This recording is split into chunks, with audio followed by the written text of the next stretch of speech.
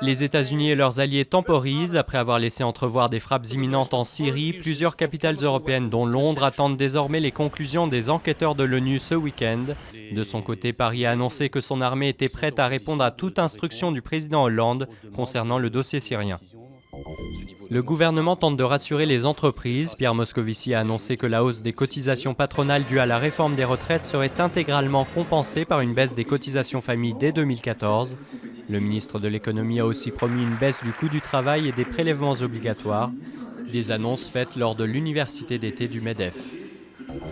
C'est la rentrée des classes pour Vincent Peillon. Le ministre de l'Éducation nationale a présenté ce matin la première rentrée scolaire préparée par la gauche. Pour un écolier sur 5, elle se traduira par un passage à la semaine de 4 jours et demi.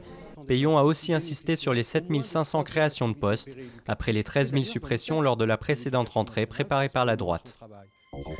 Didier Deschamps a tranché, c'est avec l'attaquant André-Pierre Gignac mais sans le milieu Yohan Cabaye que l'équipe de France affrontera la Géorgie et le Bélarus début septembre.